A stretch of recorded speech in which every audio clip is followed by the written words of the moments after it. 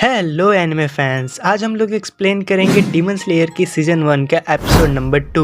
और अगर आपने एपिसोड नंबर 1 नहीं देखा तो मैं आपको उस वीडियो का लिंक डिस्क्रिप्शन में दे दूंगा, आप लोग एक बार जाके उसे जरूर देखना। तो दोस्तों अब चलिए जानते हैं आगे की कहानी को बिना किसी देरी के। तो पिछले एपिसोड में हमने देखा था एक डीमन ने तांजीरो की फैमिली को मार दिया था और तांजीरो की फैमिली में सिर्फ नेज़ुको बची थी और नेज़ुको भी धीरे धीरे डीमन में चेंज हो रही होती है।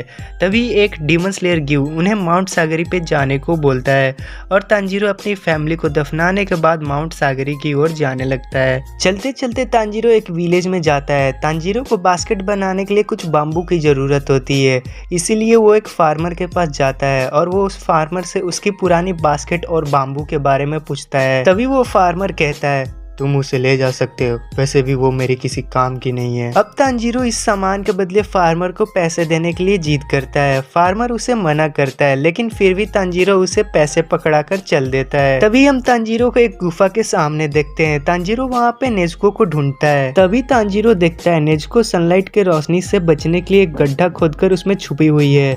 तभी तांजीरो उस बास्केट को रिपेयर करता है और कहता है नेज़ुको क्या तुम इस बास्केट के अंदर आ सकती हो ताकि मैं तुम्हें दिन के समय भी लेकर ट्रैवल कर सकूं। और नेज़ुको उस बास्केट के अंदर जाने का ट्राई करती है लेकिन वो फिट नहीं हो पाती। तभी तांजीरो नेज़ुको से कहता है नेज़ुको तुम्हें याद है तुम कल कैसे बहुत बड़ी हो गई थी, तो क्या तुम इसका अपोजिट कर सकती हो।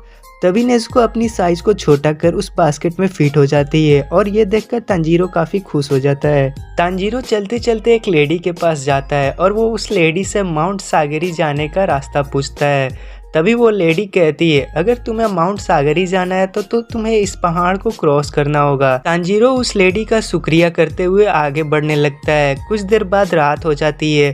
तांजीरो और नेज़ुको को एक टेम्पल दिखाई देता है जहाँ पर लाइट जल रही थी। तभी तांजीरो को ब्लड की स्मेल आने लगती है। तांजीरो और नेज़ुको जल्दी से दौड़कर उस टेम्पल में पहुँच जाते हैं और वो देखते हैं कि एक डीमन ने उस टेम्पल के सारे लोगों को मार डाला है। तभी वो डीमन कहता है ये उसका इलाका है और उसके इलाके में आने वालों को कीमत चुकानी पड़ेगी। और इतना ब्लड देख के नेज़ुको को भी लार टपकने लगती है।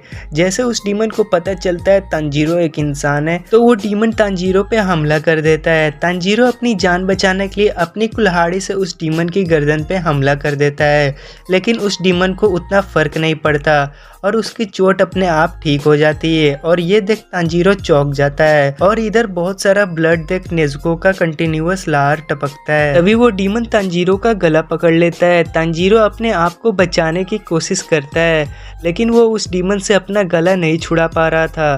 तांजीरो की कराहने की आवाज़ सुन के नेज़ुको जल्दी से आकर अपने एक किक से उस डीमन का सर उसकी बॉडी से अलग कर देती है। और ये देख तांजीरो काफ़ी डर जाता है लेकिन वो डीमन अभी भी मरा नहीं था। तभी नेज़ुको उसको एक लात मारती है और उस डीमन की कटी बॉडी पेड़ से जा टकराती है।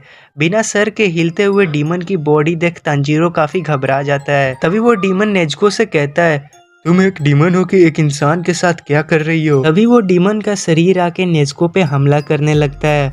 तभी तांजीरो अपनी कुल्हाड़ी लेकर उस डीमन की बॉडी को मारने जा रहा होता है। तभी उस डीमन का सर आके तांजीरो पे हमला कर देता है। तभी तांजीरो परेशान हो जाता है, अब वो क्या करे। तांजीरो गुस्से में अपने सर से उस डीमन के सर को टक्कर मारने लगता है और तांजीरो का ये हमला काम भी कर रहा था। तभी तांजीरो अपनी कुल्हाड़ी को जोर से घुमाकर उस डीमन का सर पेड़ में फंसा देता है। उसके बाद तांजीरो नेज़ुको को बचाने के लिए जाता है। ढूंढते ढूंढते नेज़ुको मिल जाती है। फिर तांजीरो देखता है उस डीमन ने नेज़ुको की हालत खराब कर दी है और ये देख तांजीरो को गुस्सा आता है और वो उस डीमन को धक्का दे देता है लेकिन अनजाने में वो खुद भी एक ऊंची पहाड़ी से नीचे गिरने लगता है। तभी नेज़ुको तांजीरो का हाथ पकड़ लेती है और वो डीमन का शरीर नीचे जा गिरता है। डीमन का शरीर नीचे गिरने के बाद उस डीमन का सर बेहोश हो जाता है। अब तांजीरो उस डीमन के सर के पास पहुंचकर चाकू निकालता है। तभी तांजीरो सोचता है ये वो स्मेल नहीं है जो मैंने अपने घर पे नोटिस करी थी, लेकिन इस डीमन को मारना होगा नहीं तो ये फिर से लोगों का शिकार करेगा। तांजीरो हिम्मत जुटाता है, वो अपना चाकू उठाता है लेकिन तब भी वो उस डीमन को नहीं मार पा रहा था। तभी वहाँ पे एक शख्स आ जाता है जो अपने चेहरे पे एक लाल कलर का मास्क पहने हुआ था। वो तांजीरो से कहता है इस हथियार से तुम इस डीमन को मार नहीं पाओगे। और वो एक बड़े से पत्थर की ओर इशारा करता है और ये सुनकर तांजीरो समझ जाता है कि उसे इस पत्थर से मार के उस डीमन का सर कुचलना होगा। लेकिन फिर से तांजीरो उस डीमन को नहीं मार पा रहा था क्योंकि आज तक उसने किसी को नहीं मारा था। और वो शख्स तांजीरो से डिसअपॉइंट हो जाता है। वो कहता है ये लड़का दयालु है, ये डीमन के सामने होकर भी ये ऐसा क्यों है। तभी वो डीमन जाग जाता है और वो तांजीरो को कहता है मैं तुझे मार दूंगा और तुझे खा जाऊंगा, मैं यहाँ से हिल नहीं सकता, तो तू मेरे पास आ, तूने मुझे सुना। तभी सूरज निकल जाता है और सूरज की किरणें उस डीमन को जला देती है और वो डीमन ख़त्म हो जाता है। और ये देख के तांजीरो थोड़ा घबरा जाता है और वो नेज़ुको को ढूंढने लगता है। नेज़ुको को ढूंढते ढूंढते तांजीरो टेम्पल में जाकर देखता है कि नेज़ुको पहले ही बास्केट के अंदर बैठी थी। इसके बाद तांजीरो देखता है वो शख्स टेम्पल में मरे हुए लोगों को दफना रहा था। तभी वो शख्स अपना नाम बताता है, उसका नाम साकानोजी उरोकुडाकी है। साकानोजी तांजीरो से कहता है तुम्हें ग्यू तोमियोको ने भेजा है। तभी तांजीरो हाँ कहता है और वो अपना और नेज़ुको का नाम बताता है। साकानोजी तांजीरो से कहता है तुम क्या करोगे अगर तुम्हारी बहन इंसानों को खाना स्टार्ट कर दे। तांजीरो ये सुन के चौंक जाता है और वो सोचने लगता है अब क्या जवाब दिया जाए। तभी साकानोजी तांजीरो को एक जोरदार थप्पड़ मारता है और वो तांजीरो से कहता है तुम मेरी बात का जवाब इसलिए नहीं दे पाए क्योंकि तुम्हारी फैसला लेने की शक्ति बहुत कमज़ोर है, इसलिए तुम एक डीमन को नहीं मार पाए। अगर तुम्हारी बहन इंसानों को खाना चालू कर दे तो तुम्हारे पास केवल दो रास्ते हैं, पहला अपनी बहन को मार दो या फिर अपने आप को मार के उसकी भूख मिटाओ। तांजीरो उसकी बातें ध्यान से सुन रहा होता है। तभी साकानोजी तांजीरो से कहता है अब मैं तुम्हारा टेस्ट लेने वाला हूँ ताकि मुझे पता चले तुम डीमन स्लेयर बनने के लायक हो या फिर नहीं। तभी साकानोजी तांजीरो से बोलता है अपनी बहन को अपनी पीठ पे लो और मेरे पीछे आओ। और इसके बाद साकानोजी तेजी से वहाँ से भागने लगता है और तांजीरो उसका पीछा करता है और उसकी सांसें फूलने लगती है। तांजीरो सोचता है कि ये इतने बूढ़े होकर भी इतना फास्ट कैसे भाग रहे हैं और साथ ही तांजीरो उनकी फुट स्टेप्स भी नहीं सुन पा रहा था। तांजीरो नेज़ुको से सब्र रखने को कहता है क्योंकि नेज़ुको को बास्केट में काफ़ी झटके लग रहे होंगे। फिर हमें एक फ्लैशबैक दिखाया जाता है जहाँ पे नेज़ुको अपनी किमोनो रिपेयर करती है। तभी तांजीरो नेज़ुको से कहता है हमें तुम्हारे लिए एक नया किमोनो खरीद लेना चाहिए। लेकिन नेज़ुको तांजीरो को मना करते हुए बोलती है नहीं नहीं, ये मेरी फेवरेट किमोनो है और ड्रेस लेने से अच्छा है कि हमें अपने भाई बहनों को भरपेट खाना खिलाना चाहिए। तभी तांजीरो नेज़ुको से वादा करता है जब वो इंसान वापस बन जाएगी तब तांजीरो उसे एक सुंदर किमोनो खरीद के देगा। कुछ देर भागने के बाद वो अपनी डेस्टिनेशन पे पहुंच जाते हैं। तभी तांजीरो थके हुए हालत में साकानोजी से पूछता है कि क्या वो टेस्ट में पास हो गया। साकानोजी अपने घर का दरवाज़ा खोलते हुए कहते हैं अभी तो टेस्ट शुरू भी नहीं हुआ है, हम लोग अभी उस पहाड़ को चढ़ने वाले हैं। ये सुनकर तांजीरो शॉक हो जाता है। फिर तांजीरो अपनी बहन को सुलाता है। इसके बाद वो लोग उस पहाड़ को चढ़ना शुरू कर देते हैं, जिस पे चढ़ने में ही तांजीरो की हालत ख़राब हो जाती है। तभी साकानोजी तांजीरो से कहते हैं अब तुम्हें वापस घर आने के लिए खुद ही रास्ता ढूंढना पड़ेगा और ये काम तुम्हें सूरज निकलने से पहले करना होगा, और अगर तुमने ये कर लिया तो तुम टेस्ट में पास हो जाओगे। और हम देखते हैं साकानोजी बर्फीली हवा में गायब हो जाते हैं।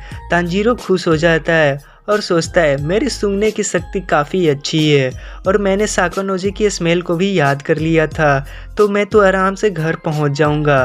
फिर जब तांजीरो आगे बढ़ता है तो वो एक रस्सी पे पैर रख देता है और बहुत सारे पत्थर आके तांजीरो को जोर से लगते हैं। पत्थर लगने के कारण तांजीरो एक गड्ढे में जा गिरता है। तांजीरो अपने मन में बोलता है यहाँ पे बहुत सारे ट्रैप्स हैं, मुझे संभल के रहना होगा।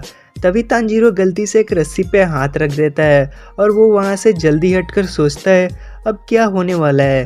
तभी उसके पीछे से एक बड़ी लकड़ी आती है जिसकी वजह से तांजीरो आगे जा गिरता है। तांजीरो इन हमलों से परेशान हो जाता है और सोचता है ऐसे चलता रहा तो मैं सुबह तक यहाँ से निकल नहीं पाऊंगा। और वहाँ पे हवा भी बहुत थिन थी जिसके चलते तांजीरो को सांस लेने में प्रॉब्लम हो रही थी। तभी तांजीरो आगे भागता है और एक जगह पे रुक के अपने ब्रीथिंग को कंट्रोल करता है और वो सारे ट्रैप्स को सूंघना स्टार्ट कर देता है और इस बार वो सारे ट्रैप्स से बचकर आगे बढ़ने लगता है। तभी तांजीरो खुश हो जाता है कि इंसान के बिछाए गए जाल में उनकी अलग स्मेल होती है। और दूसरी तरफ साकानोजी घर में बैठकर खिड़की ओर देखते हैं। तभी वहाँ पे तांजीरो आ जाता है और थकने के वजह से तांजीरो दरवाजे पे ही सो जाता है। फिर हमें एक फ्लैशबैक देखने को मिलता है जहाँ पे ग्यू ने साकानोजी को एक लेटर भेजा था और उस लेटर में लिखा था, मैं आपके पास एक लड़के को भेज रहा हूँ जो डीमन स्लेयर बनना चाहता है। उसकी फैमिली को एक डीमन ने मार डाला है, लेकिन उसकी एक बहन बच जाती है पर वो धीरे धीरे डीमन में बदल रही है। लेकिन मैं हैरान था, वो इंसानों को मारने की जगह उन्हें प्रोटेक्ट कर रही थी। मैंने इन दोनों में कुछ स्पेशल सेंस किया है और आप ही की तरह इस लड़के के पास सूंघने की शक्ति है। प्लीज आप उसे अपना सक्सेसर बना लीजिए, आपका अपना ग्यू। और ये लेटर पढ़कर साकानोजी तांजीरो को ढूंढने निकल जाते हैं। अब हम प्रेजेंट में देखते हैं तांजीरो की ये मेहनत देख साकानोजी तांजीरो का अपना स्टूडेंट एक्सेप्ट कर लेते हैं और यहीं पे ये एपिसोड खत्म हो जाता है। तो दोस्तों, अगर आप सभी को इसके आगे के एपिसोड्स देखने हैं तो आप हमारे चैनल को सब्सक्राइब कर सकते हो और मैं अब मिलता हूँ आप लोग से अनदर वीडियो में।